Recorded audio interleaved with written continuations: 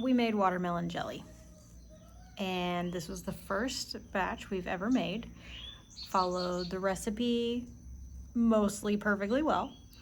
And I was so excited to try it, but what we ended up with was not jelly. This is not jelly. This is a delicious, hopefully, watermelon syrup. So I'm going to tell you the story of how this happened and how we ended up with not jelly. And honestly, I'm not even mad about it. I'm pretty excited to try this. So at the end, we'll get the kids out here to taste test and see how this works. And I'm going to take you through what happened and why and how we're going to fix it for next time, I hope.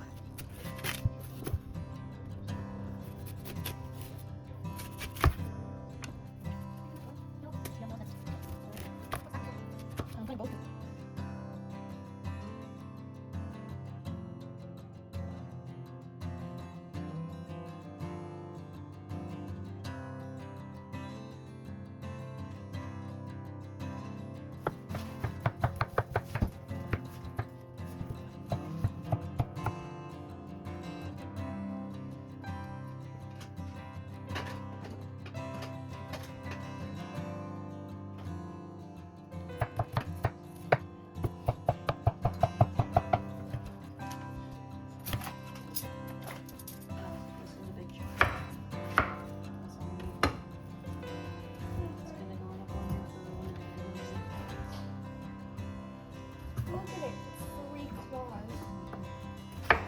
Oh.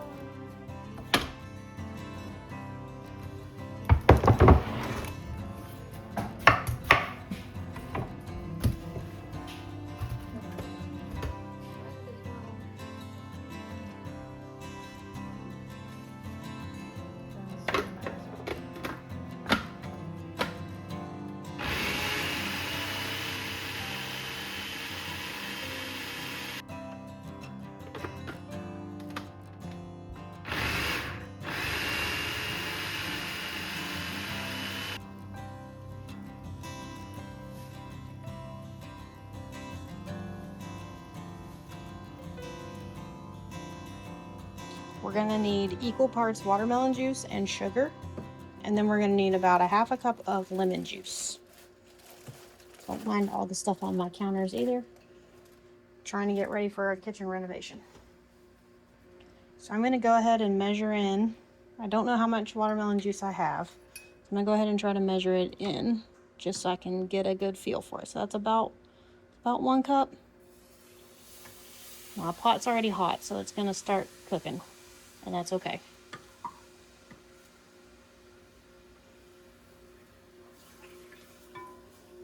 Okay, that's 2. I'm going to go ahead and turn this other burner on.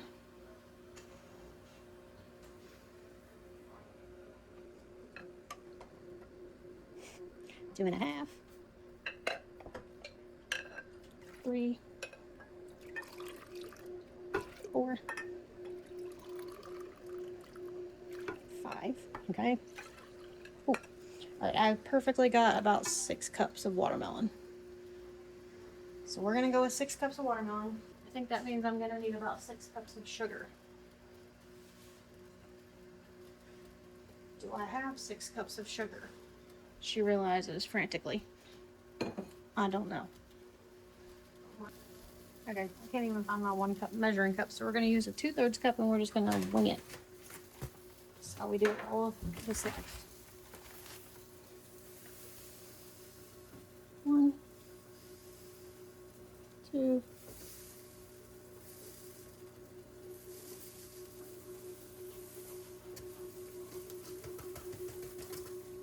3, 4, 5, 6. Pretend that was 6 cups. So I'm gonna make up the difference here.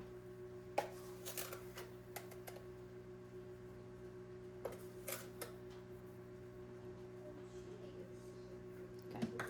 Now I need to add our lemon juice. And half a cup of lemon juice. This keeps the acidity at a level where this can be water bath canned instead of having to be pressure canned. Okay. So we're gonna wait for this to get to a boil that we can't stir down with a spoon.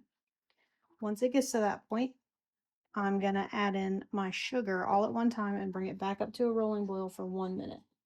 Now we're gonna use one whole packet of the full sugar version of pectin, fruit pectin. You can get this on the canning aisle. This is the Mrs. Wages brand. So Mrs. Wages fruit pectin. I used one whole box basically. You can also use ball fruit pectin if that's what you can find. The boxes are 1.75 ounces, so that's how much I just poured in here.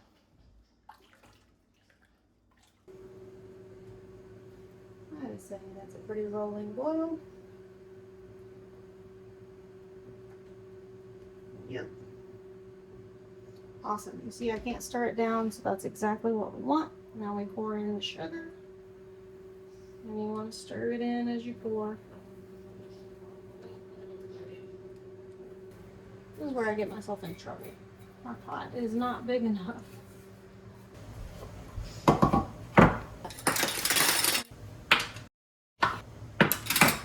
have 4 extra jars just in case. I don't know how much this is gonna make. I really don't. Okay, so I think we're almost there. Should I stir it? Yes, very carefully. So it's at a rolling boil right now. We want a boil that can't be stirred down, and then we boil it for 1 minute. Good job. Okay. While we wait out the rest of this 1 minute, I'm gonna go ahead and pull the rest of my jars out and set them here so that they are ready to go.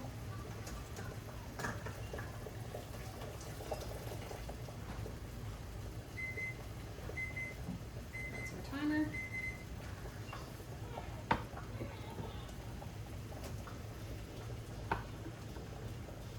I'm leaving the burner with the how my jars in it on because they're gonna go right back in there. Okay, so I've got 4 out. That's enough to start with, and then I'll pull the rest out as we go. It says you can skim the foam if needed. There's not really much foam. I think we're gonna be okay.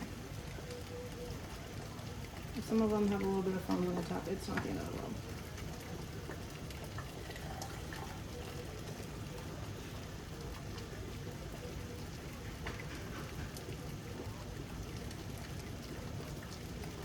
I'm actually thinking this might need to boil for a minute or 2 longer. It looks awfully runny.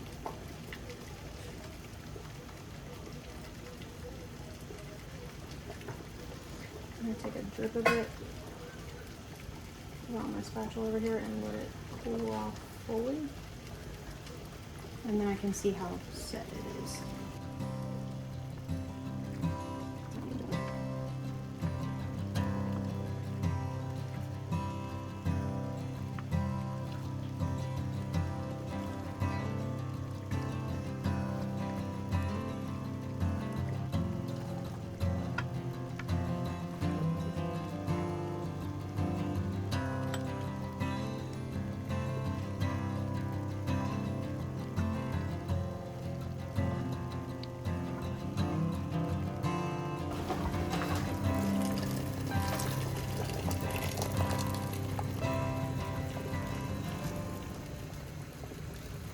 Dumping out all the water that's in the jar.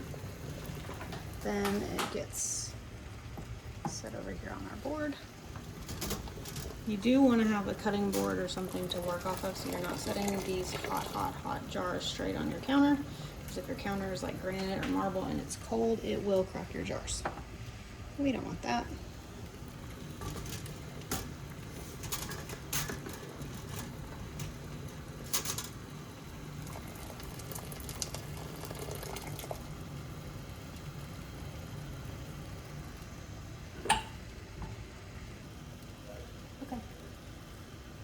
It's not thick, but it is setting. So here's where I poured it on my spatula. You can see it kind of runs, but it's not like running straight off like a juice would.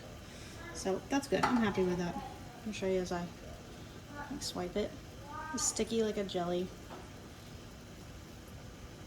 We'll take it.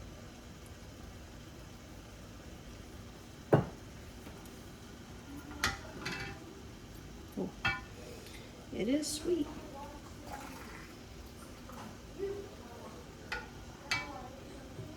I'm also filling these to more headspace than I did with the peach, so that also could be why I'm running out of it more quickly, it seems like.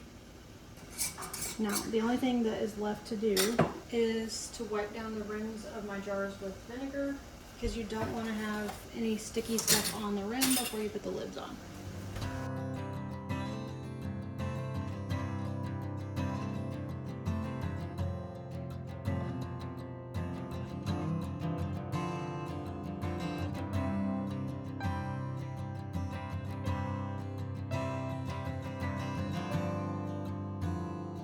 Rings now go on fingertip tight, and what that means is that you twist it on until you can't twist it with one finger anymore, like that, and then you turn it 1/4 turn past that. You don't want to use your wrist, you don't want to crank it. Cranking it using your wrist, being too tight or too aggressively, it can cause your lid to buckle, and then your stuff can siphon out or it can not seal correctly. So just a light twist. I like to twist them backwards and then forward. 1/4 turn. Trying not to burn myself on these super hot jars. I'm gonna go ahead and put a couple of these back in the water, which is over here, and you'll notice that it's not boiling now. I'll turn the temperature down a little bit.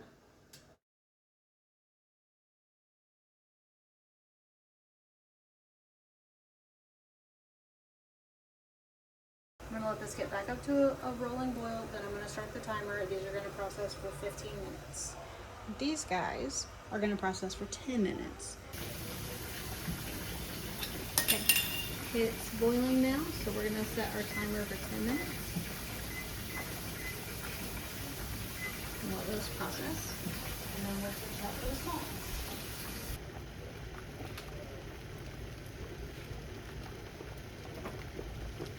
Okay, timer is about to off, and 20 seconds left on these jars. I'm going to pull them out and put the other ones in.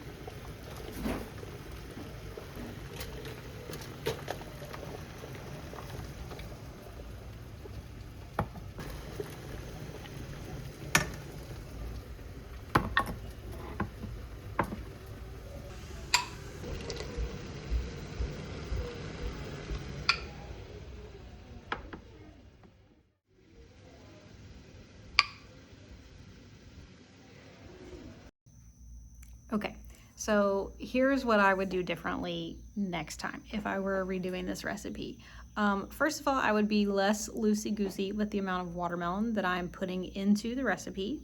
I had some watermelon pulp from where I made watermelon lemonade, and I think I should have saved that and like mixed it back in with the juice.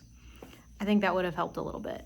I also think that a longer cook time would have really helped this, because if it doesn't, like, if you are cooking your jelly down, your fruit part, and it doesn't look like it looks too watery, or it doesn't look like it's set all the way, you can just cook it for a little bit longer and it will thicken the longer it cooks. So I was following the recipe to a T, which basically said bring it to a boil, let it boil for a minute, then go ahead and start ladling it into your jars. But I know from like a couple other videos that I've watched about peach jelly and some other flavors, which fruit part might matter as well. I need to do some more experimenting. But I think that if I had boiled the liquid a little bit longer and let some of the water boil out of it and let the pectin set a little more, it would have been more firm, because the bottom of the jar, I don't know if you can tell this, but if I flip it, see how there's like some pieces in there? There's like some bits. It's kind of got a jelly-ish feel at the bottom of the jar. It's kind of hard to see, but it kind of moves slower. So I feel like it did set a little bit to some extent. Maybe with a fruit that's more runny like that, it just needs more pectin. So maybe I just needed to put more Sure-Gel in it. I don't know, honestly. I definitely think I'm gonna keep canning jellies, and I think I'm gonna try to experiment with different kinds of fruits that are a little bit thicker and not as much just straight juice. And I might find a different recipe that's specifically for canning fruit juices and try that with watermelon. If this was entertaining in any way, or you feel like you resonated with anything that we're doing here, trying to figure this out, not knowing what's going on, and just having fun with it as we go, then hit the subscribe button. Hit the like button for this video if you don't mind. That helps tell YouTube that this is a great place to be and that we're having fun over here. I got taste testers here. What do you guys think of this watermelon jelly that we made? It's not jelly. Not jelly. It's jelly. Don't drink it out of the... Sorry. I brought spoons. Sorry, guys. Yeah, they're right there. Sorry, I really hate watermelon. That's why I didn't like it. I like it. See, watermelon, if you're a watermelon person, you'd like it.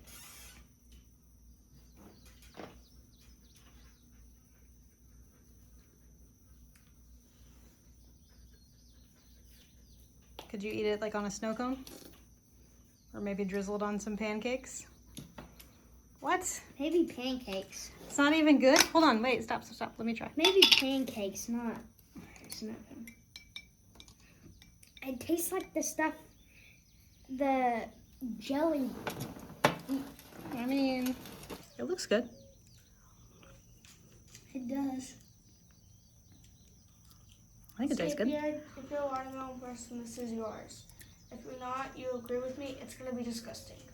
I think that if you added this as a syrup to like a flavored drink, like a watermelon flavored Sprite or something like that, or if you had a slushie, I think this would be tasty.